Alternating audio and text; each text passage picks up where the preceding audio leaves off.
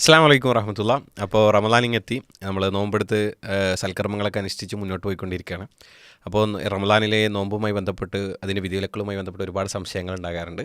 ആ സംശയങ്ങൾ ദൂരീകരിക്കുക എന്ന ലക്ഷ്യത്തോടു കൂടി മാത്രം നമ്മൾ നടത്തുന്ന ഇന്നത്തെ ഇപ്പോൾ എപ്പിസോഡ് എന്നുള്ളത് തീർച്ചയായിട്ടും നമ്മുടെ കൂടെ ഉള്ളത് സഹദുദ്ദീൻ സ്വലയാണ്. നോമ്പിൻ്റെ മസാലകളാണ് നമ്മൾ ഈ എപ്പിസോഡിൽ ചർച്ച ചെയ്യുന്നത് ഇൻഷാ അല്ലാ. അപ്പോൾ ആരംഭിക്കാമെന്ന് വിചാരിക്കുന്നു. ആമുഖങ്ങൾ ആവശ്യമില്ല എന്ന് വിചാരിക്കുന്നു. നമ്മൾ നേരെ ചോദ്യങ്ങളിലേക്ക് കടക്കാം.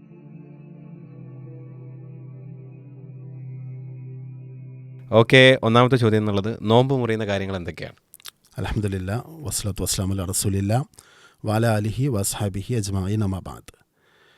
നോമ്പ് മുറിയുന്ന കാര്യങ്ങൾ: ഭക്ഷണം കഴിക്കൽ, വെള്ളം കുടിക്കൽ, ലൈംഗിക ബന്ധത്തിലേർപ്പെടൽ, സ്വയംഭോഗം ചെയ്യൽ,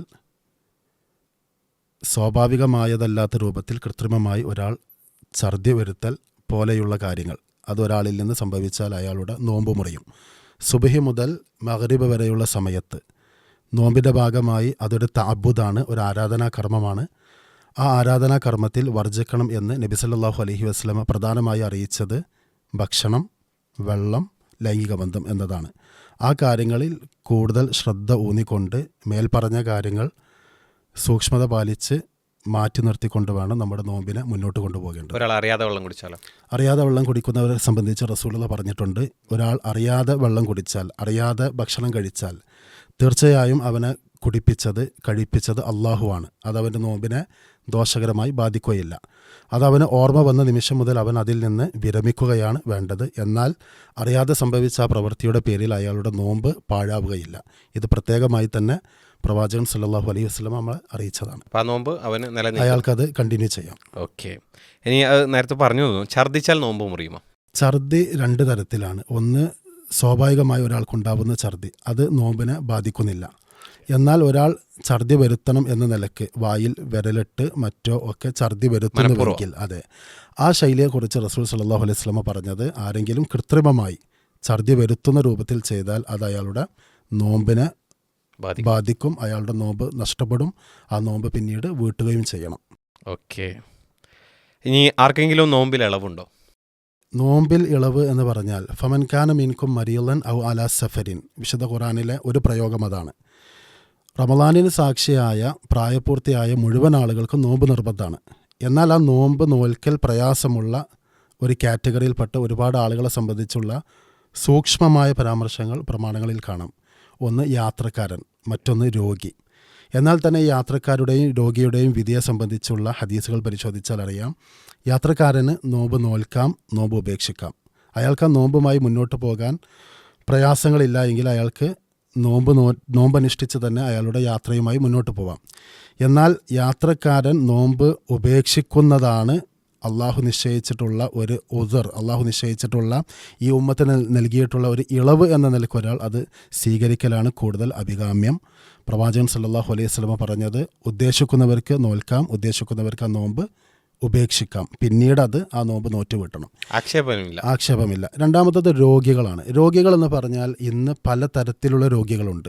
രോഗി എന്ന പേരിൽ പലരും രോഗികളാണ്. ആശുപത്രിയിൽ പോകുന്നവരെല്ലാം പേഷ്യൻസ് ആണ്.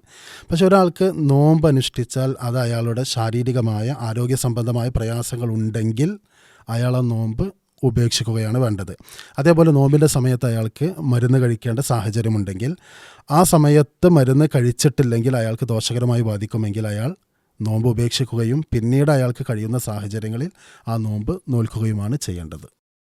അപ്പോൾ നിത്യരോഗികൾ എന്ന് പറയുമ്പോൾ രോഗം മാറും എന്ന് പ്രതീക്ഷയുള്ളവരും രോഗം മാറില്ല എന്ന സാഹചര്യത്തിലൂടെ കടന്നു പോകുന്ന ആളുകളുമുണ്ട്. ഏതായിരുന്നാലും അവർക്ക് നിലവിൽ നോമ്പ് നോൽക്കേണ്ടതില്ല. പിന്നീട് നോമ്പ് അനുഷ്ഠിക്കാൻ സാധിക്കുന്ന സാഹചര്യമുണ്ടെങ്കിൽ അത് വീട്ടണം. ഫഇദ്ദത്തുൻ മിൻ അയ്യാമിൻ ഉഖർ എന്ന് ഖുർആൻ പറഞ്ഞതുപോലെ പിന്നീട് അതവർ നോറ്റുവീട്ടണം. ഇനി നോറ്റുവീട്ടാൻ സാധിക്കാത്ത സാഹചര്യത്തിലുള്ള ആളുകൾ അവരതിൻ്റെ ഫിദിയ നൽകുകയാണ് വേണ്ടത്. ഗർഭിണികൾക്കും മുലയൂട്ടുന്ന സ്ത്രീകൾക്കും ഇളവുണ്ടോ? ഗർഭിണികളും മുലയൂട്ടുന്ന ആളുകളും രോഗികളുടെ കാറ്റഗറിയിലേക്കാണ് അവർ പരിഗണിക്കുക. മുർലിനെ സംബന്ധിച്ചും ഹാമിലിനെ സംബന്ധിച്ചുമൊക്കെയുള്ള ഹദീസുകളിലുള്ള അതിൻ്റെ വിശദാംശങ്ങളിൽ നമ്മൾ കാണുന്ന പ്രയോഗങ്ങൾ അങ്ങനെയാണ്. ഒരു ഹാമിൽ, ഒരു ഗർഭിണി, അവർക്ക് നോമ്പനുഷ്ഠിച്ചാൽ അത് ഗർഭസ്ഥ ശിശുവിനോ അതല്ലെങ്കിൽ ആ ഗർഭിണിക്കോ ആരോഗ്യ സംബന്ധമായ പ്രയാസങ്ങൾ ഉണ്ടാകാൻ സാധ്യതയുണ്ട് എന്ന് ഒരു വിദഗ്ധനായ വിശ്വസ്തനായ ഒരു ഡോക്ടർ അറിയിച്ചിട്ടുണ്ട് എങ്കിൽ അവർ ആ സന്ദർഭത്തിൽ ഊന്നൽ നൽകേണ്ടത് മസ്ലഹത്തിനാണ്. അതുകൊണ്ട് തന്നെ അവർ ആ സമയത്ത് നോമ്പ് ഉപേക്ഷിക്കുകയാണ് വേണ്ടത്. ഇതേപോലെ മുലയൂട്ടുന്ന സ്ത്രീകൾ, ഷെയ്ഖ് ഇബ്നു ബാസ് റഹിമഹുല്ലയെ പോലെയുള്ള പണ്ഡിതന്മാർ പറഞ്ഞത്, ഒരു മുലയൂട്ടുന്ന സ്ത്രീക്ക് അവർക്ക് നോമ്പുകാരിയായിരിക്കെ തന്നെ മുലയൂട്ടാവുന്നതാണ്. പക്ഷേ സ്വാഭാവികമായും മുലയൂട്ടുന്ന സാഹചര്യം അവർക്ക് പ്രയാസമുണ്ടാവും. നോമ്പുകാരിയായിരിക്കെ കുട്ടിക്ക് ബ്രസ്റ്റ് ഫീഡ് ചെയ്യുന്നതിലും സ്വാഭാവികമായ പ്രയാസങ്ങളുണ്ടാവും. അതുകൊണ്ട് അവർക്ക് ആ ഇളവ് സ്വീകരിക്കൽ തന്നെയാണ് അഭികാമ്യം. വൃദ്ധന്മാരുടെ അവസ്ഥ, വൃദ്ധന്മാർ അവർക്ക് നോമ്പ് നോൽക്കാനുള്ള ശേഷിയുണ്ടെങ്കിൽ അവർ തീർച്ചയായും നോമ്പ് അനുഷ്ഠിക്കണം. ഇബ്നു അബ്ബാസ് റളിയല്ലാഹു അൻഹുമ പറഞ്ഞത്, ഷെയ്ഖുൽ കബീർ, അങ്ങേയറ്റം പ്രായമുള്ള ഒരാൾ, അയാൾക്ക് നോമ്പ് നോൽക്കാനുള്ള ആരോഗ്യമില്ല എങ്കിൽ അവർ നോമ്പ് നോൽക്കേണ്ടതില്ല. അതേപോലെ അജൂസ്, വൃദ്ധയായ ആളുകൾ, സ്ത്രീകൾ, അവർക്ക് നോമ്പ് നോൽക്കാനുള്ള ശാരീരിക ക്ഷമത, അതിനുള്ള ഒരു ശേഷി നഷ്ടപ്പെട്ടിട്ടുണ്ട് എങ്കിൽ പ്രായാധിക്യമുള്ള ആളുകൾക്ക് നോമ്പ് നോൽക്കേണ്ടതില്ല. കഠിന തൊഴിലുകൾ ഏർപ്പെടുന്നവർ, ഹാർഡ് വർക്ക്. കഠിന തൊഴിൽ എന്ന് പറയുമ്പോൾ ജോലി നമ്മുടെ നിത്യജീവിതവുമായി ബന്ധപ്പെട്ട വളരെ പ്രധാനപ്പെട്ട ഒരു കാര്യമാണ്. ഒരാൾക്ക് ഒരുപക്ഷെ റമദാനാണെങ്കിലും അല്ലെങ്കിലും ജോലി ചെയ്ത് കുടുംബത്തെ പോറ്റുകയും അവരുടെ ആവശ്യങ്ങൾ പൂർത്തീകരിക്കുകയും ചെയ്യേണ്ടതുണ്ട്. അവിടെ അവർക്ക് സ്വീകരിക്കാവുന്ന ഒന്നാമത്തെ ഓപ്ഷന് ഈ ജോലി സമയം ഷിഫ്റ്റ് ചെയ്ത് നോമ്പ് തുറന്നതിന് ശേഷമുള്ള സമയങ്ങളിലേക്ക് അവർക്ക് ആ ജോലി ചെയ്യാൻ പറ്റുമോ എന്നവർ നോക്കുക. അതിനാണ് അവർ പ്രയോറിറ്റി നൽകേണ്ടത്. എന്നാൽ ചില ആളുകൾക്ക് പ്രത്യേകിച്ച് ഒരു ചൂടുള്ളൊരു കാലാവസ്ഥയിൽ നോമ്പ് അനുഷ്ഠിച്ചുകൊണ്ട് ഭാരമുള്ള കഠിനമായ ജോലികൾ ചെയ്യൽ പ്രയാസമായിരിക്കും. അത്തരം മശക്കത്തുണ്ടെങ്കിൽ, വലിയ പ്രയാസങ്ങളുണ്ടെങ്കിൽ അത്തരം ഘട്ടങ്ങളിൽ ലാ യുക്കല്ലിഫുല്ലാഹു നഫ്സൻ ഇല്ലാ വുസ്അഹ എന്ന ഒരു പൊതു നിയമത്തിൻ്റെ അടിസ്ഥാനത്തിൽ അവർക്ക് ആ സന്ദർഭത്തിൽ ആ പ്രയാസകരമായ പ്രത്യേക സാഹചര്യം പരിഗണിച്ച് നോമ്പ് ഉപേക്ഷിക്കുകയും പിന്നീട് ആ നോമ്പ് നോറ്റ് വീട്ടുകയും ചെയ്യാവുന്നതാണ്. പക്ഷെ അവിടെ അവർ പ്രയോറിറ്റി നൽകേണ്ടത് റമദാനിൽ തന്നെ ആ നോമ്പ് അനുഷ്ഠിക്കും വിധം അവരുടെ ജോലിയും മറ്റ് സംവിധാനങ്ങളും ക്രമീകരിക്കാൻ കഴിയുമോ എന്നത് അവർ ശ്രദ്ധിക്കണം. ഓക്കെ, ചിലയിടത്തൊക്കെ ഇളവും പ്രത്യേകിച്ച് നൽകാറുണ്ട് മുസ്ലിങ്ങൾക്ക്. അതെ.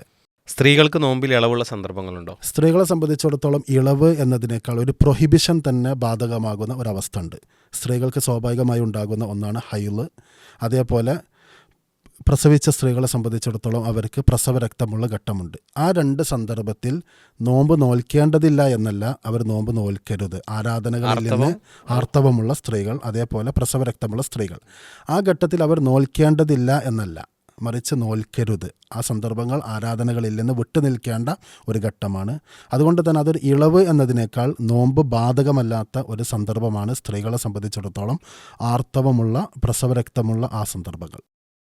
അങ്ങനെയാണെങ്കിൽ അതിനോട് ചേർത്ത് തന്നെ ചോദിക്കാം, സ്ത്രീകൾ ഈ അതിന് ആർത്തവം നീട്ടിവെക്കുന്നതിന് വേണ്ടി ഗുളിക ഉപയോഗിക്കുന്നതിൻ്റെ അവസ്ഥ എന്താ? അങ്ങനെ ഗുളിക ഉപയോഗപ്പെടുത്തിക്കൊണ്ട് റമദാനിൻ്റെ നന്മകൾ നേടിയെടുക്കണമെന്ന് ആഗ്രഹിക്കുന്ന ചില ആളുകളുണ്ട്. നമ്മൾ മനസ്സിലാക്കേണ്ടത്, സ്ത്രീകളെ സംബന്ധിച്ചിടത്തോളം ഇത് വളരെ സ്വാഭാവികമായ പ്രകൃതിപരമായ ഒരു സാഹചര്യമാണ്.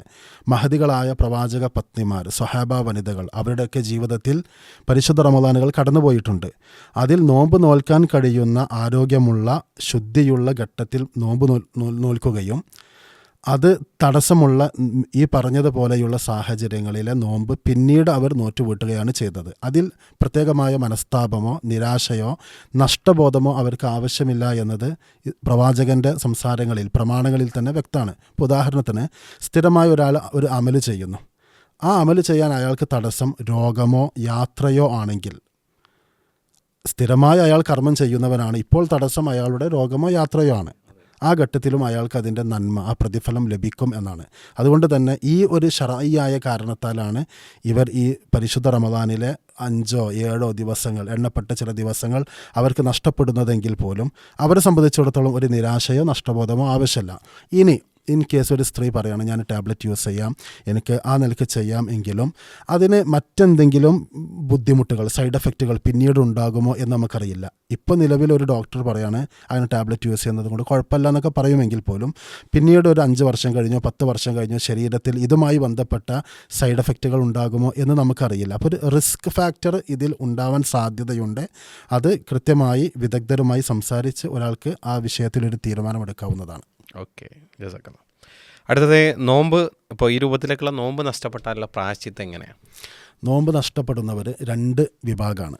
ഒന്ന്, ആ നഷ്ടപ്പെട്ട നോമ്പ് ഇനി വീട്ടാൻ കഴിയും എന്ന് പ്രതീക്ഷയുള്ള ആളുകൾ, യാത്രക്കാർ, രോഗികൾ, സ്ത്രീകളുടെ കൂട്ടത്തിൽ പ്രസവരക്തമുള്ളവർ, അർത്ഥം ആർത്തവകാരികൾ, ഗർഭിണികൾ, മുലയൂട്ടുന്നവർ, അതേപോലെ നേരത്തെ സൂചിപ്പിച്ച കഠിനമായ ജോലി ചെയ്യേണ്ട സാഹചര്യമുള്ള ആളുകൾ. എന്നാൽ മറ്റൊരു കൂട്ടരുണ്ട്, അവർക്ക് ഇനി അസുഖം മാറും എന്ന പ്രതീക്ഷയല്ല, ഇനി ഒരു ആരോഗ്യമുണ്ടായി നല്ല നിലക്ക് നോമ്പ് നോൽക്കാം എന്ന് പ്രതീക്ഷയില്ലാത്ത ആളുകളുണ്ട്. ഇങ്ങനെ 2 കാറ്റഗറി ഇതിലുണ്ട്. അപ്പോൾ ഇതിൽ ഒന്നാമത്തെ കാറ്റഗറി, ഇപ്പം നഷ്ടപ്പെട്ട നോമ്പ് പിന്നീട് നോൽക്കാൻ കഴിയും എന്ന് പ്രതീക്ഷയുള്ള ആളുകൾ, അവരെന്ത് ചെയ്യണം? ഫഇദ്ദത്തുൻ മിൻ അയ്യാമിൻ ഉഖർ, ആ നോമ്പിന് ഖളാ വീട്ടുക, ആ നഷ്ടപ്പെട്ട നോമ്പ് അവർ വീട്ടണം. അതിനവർക്ക് ഫിദിയ, പ്രായശ്ചിത്തമായി ഭക്ഷണം നൽകുക എന്ന ഫിദിയ അവർക്ക് ബാധകമല്ല. എന്നാൽ ഒരാളെ സംബന്ധിച്ചിടത്തോളം ഇനി നോമ്പ്, നഷ്ടപ്പെട്ട നോമ്പ് ഇനി നോൽക്കാൻ ഒരു പ്രതീക്ഷയില്ല. മാരകരോഗികൾ, നിത്യരോഗികൾ, സ്ഥിരമായി മരുന്നുകളും അതിൻ്റെ ചികിത്സകളുമായി മുന്നോട്ട് പോകുന്ന ആളുകളുണ്ടാവും. അതേപോലെ പ്രായാധിക്യമായ ആളുകൾ, അവർക്ക് നോമ്പ് നഷ്ടപ്പെടുന്നു, അത് ഖളാ വീട്ടാനുള്ള പ്രതീക്ഷയുമില്ല. അവരെന്ത് ചെയ്യണം? ഫിദിയ നൽകണം. തആമു മിസ്കീൻ, പാവപ്പെട്ടവന് ഭക്ഷണം നൽകുക, ആ നൽകിക്കൊണ്ടായിരിക്കണം അവരുടെ ഫിദിയ അവർ നിർവഹിക്കേണ്ടത്. ഈ നിലക്കാണ് ഈ ഖളാഇനെയും ഫിദിയയെയും നമ്മൾ കാണേണ്ടത്. ഫിദിയ എത്ര കൊടുക്കണം? ആർക്ക്? ഫിദിയ വ്യത്യസ്തമായ അഭിപ്രായങ്ങളുണ്ട്. ഇബ്നു ഉമർ റളിയല്ലാഹു അൻഹുമയെ പോലെയുള്ള ആളുകൾ അവരുടെ പ്രായമായ സന്ദർഭത്തിൽ ചെയ്തതായി കാണുന്ന ചില സംഭവങ്ങളുണ്ട്. 30 നോമ്പുകൾ നഷ്ടപ്പെട്ട സമയത്ത് 30 പാവപ്പെട്ടവർക്ക് ഒരു ദിവസം ഒരുമിച്ച് അദ്ദേഹം ഭക്ഷണം കൊടുത്തിട്ടുണ്ട്. അപ്പോൾ ഭക്ഷണം തന്നെ നമുക്ക് എന്ത് ചെയ്യാം? കൊടുക്കാം, അവർക്ക് നൽകാം. അതല്ലെങ്കിൽ ഭക്ഷണത്തിനാവശ്യമായ ഭക്ഷ്യവിഭവങ്ങൾ, ചില ആളുകൾ വിശദീകരിക്കുന്നത് ഒരു 600 ഗ്രാം അരി കൊടുക്കാം, അതല്ലെങ്കിൽ ഭക്ഷണമായി തന്നെ നൽകാം. അതിലേറ്റവും പൂർണ്ണത, ഒരു കമാലിയത്ത് എന്ന് പറയുന്നത് ഭക്ഷണമായി തന്നെ നമ്മൾ നൽകുക. നമുക്കങ്ങനെ ഭക്ഷണം നൽകാനുള്ള സംവിധാനങ്ങൾ ഒരുപാട് ലഭ്യമാണ്. ഒരു നേരത്തെ ഭക്ഷണം ഒരു പാവപ്പെട്ടവൻ, അതിന് ഒരാൾക്ക് തന്നെ ഒന്നിലധികം തവണ കൊടുത്ത്, ഇപ്പോൾ 10 നോമ്പ് നഷ്ടപ്പെട്ട ആൾ ഒരാൾക്ക് 10 തവണ കൊടുത്താലും അത് വീടും. അതല്ലെങ്കിൽ 10 ആളുകൾക്ക് ഒരുമിച്ച് നൽകിയാലും അത് വീടും. ഈ ഗർഭിണികൾക്കും സ്ത്രീകൾക്കും, ഗർഭിണികളും മുലയൂട്ടുന്ന സ്ത്രീകൾക്കും ഈ അളവ് ഉപയോഗപ്പെടുത്തും. അവർക്കും ഈ അളവുകൾ ഉപയോഗപ്പെടുത്താം. കാരണം അവർക്ക് ഇപ്പോൾ നോമ്പ് നോൽക്കാനുള്ള തടസ്സം താൽക്കാലികമായ ചില തടസ്സങ്ങൾ മാത്രമാണ്. ഈ തടസ്സങ്ങൾ നീങ്ങിക്കഴിഞ്ഞാൽ അവർക്ക് ആ താമസമില്ലാതെ ആ നോമ്പ് നോറ്റുവീട്ടാനുള്ള ശ്രദ്ധ വേണം. ഇവിടെ പ്രത്യേകം മനസ്സിലാക്കേണ്ടത് അള്ളാഹുമായിട്ടുള്ളൊരു കടപടപാടാണ്. ഇപ്പോൾ ചില സ്ത്രീകൾ 2-3 വർഷം കൂടുമ്പോൾ പ്രസവിക്കുന്നു, ഒരു 10 വർഷം നോമ്പ് നോറ്റിട്ടേ ഉണ്ടാവില്ല. അപ്പോൾ എത്ര നോമ്പുണ്ട് ഒരു കണക്കുണ്ടാവില്ല. പക്ഷെ അത് അള്ളാഹുമായിട്ടുള്ളൊരു കടമടപാടാണ്. ഇസ്ലാമിലെ പഞ്ചസ്തംഭങ്ങളിൽ 4ാമത്തെ റുക്കനാണ് നോമ്പ്. അതുകൊണ്ട് തന്നെ ആ നോമ്പ് എത്രണ്ണം നഷ്ടപ്പെട്ടു എന്നതിൻ്റെ കൃത്യമായ കണക്കുണ്ടാവണം.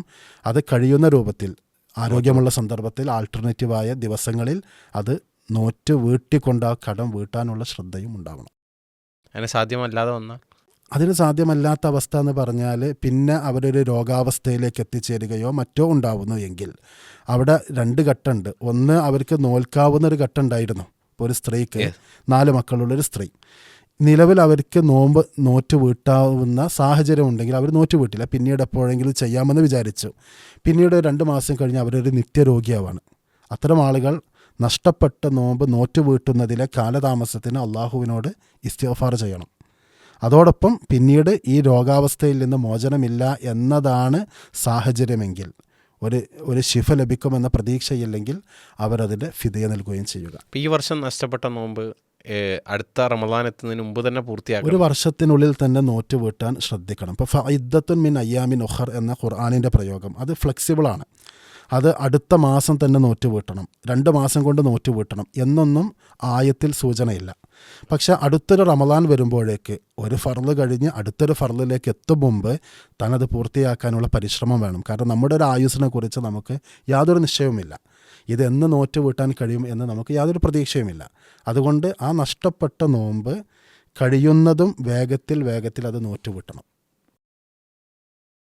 അടുത്തത്, നോമ്പുകാരൻ കുളിക്കാൻ പറ്റും? നോമ്പുകാരന് കുളിക്കാം. മുങ്ങി കുളിക്കാൻ പറ്റും? മുങ്ങി കുളിക്കാം, ഷവറിലും കുളിക്കാം. റസൂൽ സല്ലല്ലാഹു അലൈഹി വസല്ലമ അദ്ദേഹവുമായി ബന്ധപ്പെട്ട ചില വിഷയങ്ങൾ, അതേപോലെ സ്വഹാബിമാരുടെ ചില സംഭവങ്ങൾ കാണാം. ചൂട് കഠിനമായ സമയത്ത്, അതേപോലെ ദാഹം കഠിനമായ സമയത്ത് തലയിൽ വെള്ളം പാർന്ന് കുളിച്ചിരുന്ന സംഭവങ്ങൾ ഹദീസുകൾ കാണാൻ സാധിക്കും. അപ്പോൾ അത് ശരീരത്തെ തണുപ്പിക്കാൻ, ശരീരത്തിനുള്ള ക്ഷീണം മാറ്റാനുള്ള മാർഗമായി കുളിച്ച സംഭവങ്ങൾ നമുക്ക് കാണാൻ സാധിക്കും. അത് കുളിക്കുമ്പോൾ സ്വാഭാവികമായി അയാളുടെ ശരീരത്തിലേക്ക് ഭക്ഷണം പ്രവേശിക്കുന്ന രീതിയിലുള്ള വെള്ളം പ്രവേശിക്കുന്ന സാഹചര്യമല്ല. അതുകൊണ്ട് അതിൽ പ്രത്യേകിച്ച് പ്രശ്നങ്ങളൊന്നുമില്ല. നോമ്പുകാരന് സുറുമ ഇടാൻ പറ്റും? നോമ്പുകാരന് സുറുമ ഇടാം, യാതൊരു പ്രശ്നവുമില്ല. നോമ്പുകാരൻ പല്ല് തേക്കുന്നതിൻ്റെ അവസ്ഥ എന്താ? പല്ല് തേക്കുന്നത് റസൂലുള്ളാഹിയുടെ കാലത്ത് മിസ്വാക്കായിരുന്നു. അറാക്കിൻ്റെ കൊള്ളി എടുത്തുകൊണ്ട് പല്ല് വൃത്തിയാക്കുന്ന രീതി. നോമ്പ് നോറ്റ സന്ദർഭത്തിൽ പോലും റസൂലുള്ളാഹി ധാരാളമായി പല്ല് തേച്ചതായി, ദന്തശുദ്ധി വരുത്തിയതായി നമുക്ക് കാണാൻ സാധിക്കും. ഇന്നത്തെ കാലത്ത് ആ ഒരു രീതിയല്ല നമ്മൾ സ്വീകരിക്കുന്നത്, മറിച്ച് ബ്രഷ് ഉപയോഗപ്പെടുത്തി, പേസ്റ്റ് ഉപയോഗപ്പെടുത്തിക്കൊണ്ടാണ് നമ്മൾ ഈ ഒരു രീതി ചെയ്യുന്നത്. അവിടെ നമുക്ക് സ്വാഭാവികമായും ദന്തശുദ്ധി വരുത്തുന്ന രീതിയിൽ പല്ല് തേക്കുന്നതിൽ പ്രശ്നമില്ല. പക്ഷേ പേസ്റ്റ് ഉപയോഗപ്പെടുത്തുമ്പോൾ അതിൻ്റെ രുചി അത് ശരീരത്തിലേക്ക് ഇറങ്ങിപ്പോകുന്ന ഒരു സാഹചര്യം ഉണ്ടാവരുത്. ആ രംഗത്ത് ഒരു ശ്രദ്ധ തീർച്ചയായും നമുക്ക് ആവശ്യമാണ്. അതിൽ മറ്റൊരു വിഷയം, ഇപ്പം നോമ്പുകാരൻ്റെ വായയുടെ ഗന്ധത്തെക്കുറിച്ച് ഹദീസിലുണ്ട്. അത് അള്ളാഹുവിങ്കൽ കസ്തൂരിയേക്കാൾ സുഗന്ധമുണ്ട്. അത് അള്ളാഹുവിങ്കലാണ് കസ്തൂരിയേക്കാൾ സുഗന്ധം, മനുഷ്യർക്കിടയിലല്ല. അതുകൊണ്ട് തന്നെ ചില ആളുകൾ മനസ്സിലാക്കിയത് നോമ്പുകാരൻ്റെ വായയിലുള്ള സുഗന്ധം അത് കസ്തൂരിയുടെ ഗന്ധമാണ്, അതെന്തിനു പല്ല് തേച്ച് കളയണം എന്ന് ചിന്തിക്കാറുണ്ട്. അതൊരാൾക്ക് നോമ്പ് നോൽക്കുന്നവന് ലഭിക്കുന്ന അള്ളാഹുവിങ്കലുള്ള ഒരു ശ്രേഷ്ഠതയെക്കുറിച്ചാണ് സൂചിപ്പിക്കുന്നത്. അത് പറഞ്ഞ റസൂലുള്ളാഹി സ്വല്ലല്ലാഹു അലൈഹി വസല്ലമ നോമ്പ് നോറ്റ സന്ദർഭങ്ങളിൽ മിസ്വാക്ക് ചെയ്തിട്ടുണ്ട്. അതുകൊണ്ട് അത് രണ്ടും രണ്ട് തലങ്ങളിൽ തന്നെ നമുക്ക് കാണാവുന്നതാണ്. ഇണയെ ചുംബിക്കുന്നതിൻ്റെ വിധി എന്താ? ഇണയെ ചുംബിക്കുന്നതിൽ വിരോധമില്ല. ലൈംഗിക ബന്ധമാണ് വിരോധിക്കപ്പെട്ടത്. അതേപോലെ ഇസ്തിംനാ എന്നൊക്കെ പറയുന്ന ഈ മാസ്റ്റർബേഷൻ എന്ന് പറയുന്ന അത്തരം മേഖലകളാണ് വിരോധിക്കപ്പെട്ടത്. റസൂൽ സല്ലല്ലാഹു അലൈഹി വസല്ലമ നോമ്പുകാരനായിരിക്കെ തന്നെ ഭാര്യമാരെ ചുംബിച്ചത് ഹദീസുകളിൽ കാണാം. പക്ഷേ പ്രവാചകന്റെ ഭാര്യ പറഞ്ഞത് നിങ്ങളിലെ ഒരു സാധാരണക്കാരന് തൻ്റെ വികാരത്തെ നിയന്ത്രിക്കാൻ കഴിയുന്നതിനേക്കാൾ പ്രവാചകൻ അത് സാധിക്കുമായിരുന്നു എന്ന് സൂചിപ്പിച്ചിട്ടുണ്ട്. അതുകൊണ്ട് ചില പണ്ഡിതന്മാർ യുവാക്കൾ സ്ത്രീകളെ ചുംബിക്കരുതെന്നും മുതിർന്ന പ്രായമുള്ള ആളുകൾ അവരുടെ ഭാര്യമാരെ ചുംബിക്കുന്നതിൽ വിരോധമില്ല എന്നൊക്കെ ഈ ഹദീസ് വിശകലനം ചെയ്തുകൊണ്ട് പരാമർശിച്ചിട്ടുണ്ട്. ഏതായാലും ചുംബിക്കുന്നത് കൊണ്ട് നോമ്പിന് അത് പ്രയാസമില്ല. ആത്മനിയന്ത്രണം സ്വാഭാവികമായും ഇതിലാവശ്യമാണ്. ഇനി വീട്ടിലൊക്കെ ഉമ്മമാർ ഭക്ഷണം രുചിച്ച് നോക്കല്ലോ, അതിൻ്റെ ഒരു വിധി എന്താണ്? അതും സ്വഹാബിമാരുടെ തന്നെ വാചകങ്ങൾ കാണാം. ഒരാൾ ലാ ബഅസ്, അതിൽ കുഴപ്പമില്ല എന്ന് ഇബ്ൻ അബ്ബാസ് റളിയല്ലാഹു അൻഹുമയെ പോലെയുള്ള സ്വഹാബിമാർ ഉത്തരം നൽകിയത് നമുക്ക് കാണാൻ സാധിക്കും. അപ്പം ഭക്ഷണം രുചിച്ച് നോക്കുക എന്ന് പറഞ്ഞാൽ അത് നാവിൻ തുമ്പത്ത് തട്ടിച്ചാൽ മതി, അതല്ലാതെ അത് ഇറക്കി നോക്കേണ്ട ആവശ്യമില്ല. അതുകൊണ്ട് തന്നെ ഒരാൾക്ക് താൻ തയ്യാറാക്കുന്ന ഭക്ഷണം ഒന്ന് രുചിച്ച് നോക്കാം. അപ്പം മധുരമുണ്ടോ, ഉപ്പുണ്ടോ, മസാല എല്ലാ എടുത്ത് എത്തിയിട്ടുണ്ടോ എന്നൊക്കെ അറിയുന്നതിന് വേണ്ടി ഒന്ന് ടേസ്റ്റ് നോക്കുന്നതിൽ വിരോധമല്ല. പക്ഷേ ശ്രദ്ധിക്കണം, അത് തുപ്പിക്കളയണം. ടേസ്റ്റ് നോക്കിയ ശേഷം തുപ്പിക്കളയണം. ഒരുപക്ഷെ വായ കൊപ്പിക്കുകയും ചെയ്യേണ്ടി വരും. രക്തദാനം ചെയ്യുന്നത് വിധി എന്താണ് നോമ്പുകാരനായിരിക്കെ? രക്തദാനം എന്ന് പറയുമ്പോൾ നമ്മുടെ ശരീരത്തിൽ നിന്നുള്ള രക്തം പുറത്ത് കടക്കുന്ന ഒരു പ്രോസസ്സ് ഉണ്ട് അവിടെ. അതിന് സമാനമായത് റസൂലുള്ളാഹിയുടെ കാലത്തുള്ള കൊമ്പുവെക്കൽ ചികിത്സയാണ്. കൊമ്പുവെക്കൽ ചികിത്സയിലൂടെ നബി സല്ലല്ലാഹു അലൈഹി വസല്ലമ തൻ്റെ ആ ഒരു പ്രോസസ്സ് നടത്തിയത് ഹദീസുകളിൽ കാണാം. നോമ്പുകാരനായിരിക്കെ തന്നെ പ്രവാചകൻ ഇഹ്തജമ, റസൂലുള്ള ആ ഹിജാമ ചെയ്തിരുന്നു എന്ന് കാണാൻ സാധിക്കും. അപ്പോൾ ഹിജാമ എന്ന് പറയുന്നത് ശരീരത്തിലെ ദുഷിച്ച രക്തം നീക്കിക്കളയുന്നതിനുള്ള അന്ന് നിലവിലുള്ള ഒരു ചികിത്സാ രീതിയാണ്. എങ്കിലും അവിടെ ശരീരത്തിൽ നിന്ന് രക്തം പുറത്തേക്ക് പോകുന്ന ഒരു പ്രക്രിയ നടക്കുന്നുണ്ട്. അപ്പം ബ്ലഡ് ഡൊണേറ്റ് ചെയ്യുമ്പോഴും ഈ ഒരു പ്രക്രിയ ശരീരത്തിലുള്ള ബ്ലഡ് പുറത്ത് കടത്തുന്ന ഒരു രീതി ഇതിൽ ഉണ്ട്. പക്ഷെ ഇവിടെ ഒരു വിഷയം, ചില ആളുകൾക്ക് രക്തം കൊടുത്താൽ ഒരു തലകറക്കം, ഒരു ക്ഷീണം, ഒരു പ്രയാസം ഉണ്ടാവാൻ സാധ്യതയുണ്ട്. അപ്പോൾ ഈ രക്തം കൊടുത്തു കഴിഞ്ഞ് അയാൾക്ക് പിന്നെ ആ നോമ്പ് പ്രയാസമാകുമെങ്കിൽ അത്തരം ആളുകൾക്ക് ഏറ്റവും നല്ലത് നോമ്പ് തുറന്ന ശേഷം, ഇപ്പം മഗ്‌രിബിന് ശേഷം, ഇശാക്ക് ശേഷം, രാത്രിയൊക്കെ പോയി ബ്ലഡ് ഡൊണേറ്റ് ചെയ്യലാണ് അവർക്ക് ഏറ്റവും അഭികാമ്യം. അതല്ല, ഒരാൾക്ക് ഇങ്ങനെ ബ്ലഡ് ഡൊണേറ്റ് ചെയ്യുന്നത് കൊണ്ട് വിരോധമല്ല. അതേപോലെ ഇപ്പോൾ ബ്ലഡ് ടെസ്റ്റ് ചെയ്യാൻ വേണ്ടി അല്പം ബ്ലഡ് ശരീരത്തിൽ നിന്ന് എടുക്കുന്നത്, അതിലൊന്നും വിരോധമല്ല. പക്ഷേ അത് എടുത്തതിൻ്റെ പേരിൽ ഒരാൾക്ക് പിന്നെ ഒരു തലചുറ്റൽ, പ്രയാസങ്ങൾ ഉണ്ടാവുക, അങ്ങനെയാണെങ്കിൽ ഏറ്റവും നല്ലത് ഇതൊക്കെ നോമ്പിൻ്റെ സമയത്ത് തന്നെ ചെയ്തോളണം എന്നില്ലല്ലോ, ഏത് സമയത്തും ചെയ്യാവുന്നതാണ്. അപ്പോൾ അത് മറ്റൊരു സമയത്തേക്ക് പോസ്റ്റ്പോൺ ചെയ്യാവുന്നതാണ്. ഓക്കെ. ഇൻസുലിൻ ഉപയോഗിക്കുന്നത്? ഇൻസുലിനും ഉപയോഗപ്പെടുത്താം. ഇൻസുലിൻ എന്ന് പറയുന്നത് ഈ ഷുഗർ ലെവലിലുള്ള മാറ്റം നിയന്ത്രിക്കുന്നതിന് വേണ്ടി ചെയ്യുന്ന ഒരു രീതിയാണ്. അവിടെ പണ്ഡിതന്മാർ വിശദീകരിക്കുന്നത് ഒരു പോഷകം, ന്യൂട്രിയൻ്റ് അല്ലല്ലോ ശരീരത്തിലേക്ക് പ്രവേശിപ്പിക്കുന്നത്, മറിച്ച് ശരീരത്തിൻ്റെ ഒരു താളക്രമം നിലനിർത്തുന്നതിനുള്ള ഒരു മെക്കാനിസമാണ് അവിടെ നടക്കുന്നത്. അതുകൊണ്ട് തന്നെ ഇൻസുലിൻ ഉപയോഗപ്പെടുത്തുന്നത് കൊണ്ട് പ്രശ്നമില്ല. കാരണം അതൊരു പോഷകം, ഇപ്പോൾ ഗ്ലൂക്കോസ് കയറ്റുന്നത് പ്രശ്നമാണ്. കാരണം ഒരാൾക്ക് ഭക്ഷണം കഴിക്കാതെ ശരീരത്തിന് ക്ഷീണം വന്നാൽ അയാൾക്ക് ഗ്ലൂക്കോസ് കയറ്റിക്കൊണ്ട് ശരീരത്തിൻ്റെ ആ ഒരു ഉന്മേഷം തിരിച്ചു പിടിക്കാൻ കഴിയും. അപ്പോൾ അങ്ങനെ ഗ്ലൂക്കോസ് കയറ്റുന്നത് പോലെയുള്ള ഒരു പോഷകമല്ല അയാൾ ശരീരത്തിൽ കയറ്റുന്നത്. അതുകൊണ്ട് തന്നെ ഇൻസുലിൻ ആവശ്യക്കാരായ ആളുകൾക്ക്, ഡയബറ്റിക് പേഷ്യൻസിനൊക്കെ അത് ഉപയോഗപ്പെടുത്തുന്നതിൽ വിരോധമല്ല. ഇൻഹെയിലറിൻ്റെ ഉപയോഗം, നാവിനിടയിൽ പിന്നെ ഗുളിക ഉപയോഗിക്കുന്നതിൻ്റെ വിധി ഇൻഹെയിലർ ഇപ്പോൾ ആസ്മ രോഗികൾക്കൊക്കെ ചിലപ്പോൾ ഇൻഹെയിലർ ഉപയോഗിക്കേണ്ടി വരും. ഇപ്പോൾ ഇൻഹെയിലറിൻ്റെ നമുക്കറിയാം, ഇൻഹെയിലർ ഉപയോഗപ്പെടുത്തുമ്പോൾ അതിലുള്ള അടങ്ങിയിട്ടുള്ള കാര്യം അത് ആമാശയത്തിലേക്കല്ല പ്രവേശിക്കുന്നത്, മറിച്ച് ശ്വാസകോശത്തിലേക്കാണ്. ആമാശയത്തിലേക്കാണ് ഭക്ഷണം. അപ്പോൾ ഭക്ഷണത്തിൻ്റെ സ്ഥാനത്തേക്ക് ഭക്ഷണവുമായി ബന്ധപ്പെട്ട ഒരു കാറ്റഗറിയിലല്ല അത് വരുന്നത്. അതുകൊണ്ട് ഒരാളത് ഉപയോഗപ്പെടുത്തുന്നതിൽ പ്രശ്നമില്ല.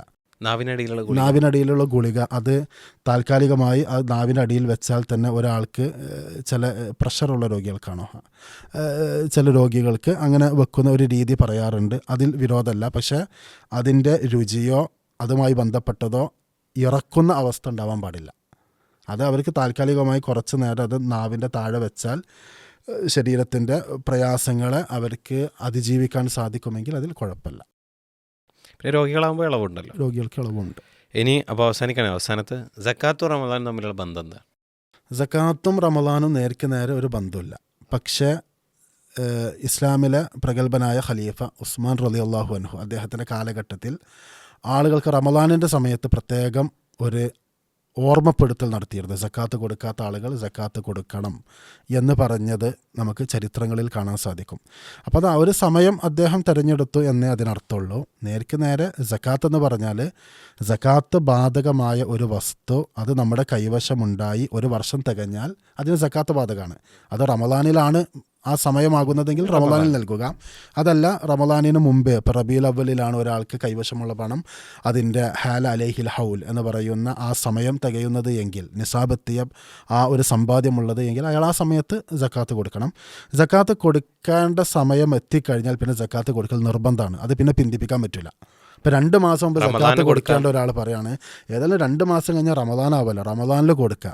അയാൾ ഒരു നിർബന്ധ കർമ്മം പോസ്റ്റ്പോൺ ചെയ്യണം. അത് ഒരിക്കലും അനുവദിക്കപ്പെട്ടതല്ല. കാരണം സക്കാത്തും റമദാൻ തമ്മിൽ നേർക്ക് നേരെ ഒരു ബന്ധമില്ല. അത് കൊടുക്കേണ്ട സമയമായാൽ അയാൾ തീർച്ചയായും അത് പിന്തിപ്പിക്കാതെ കൊടുക്കണം.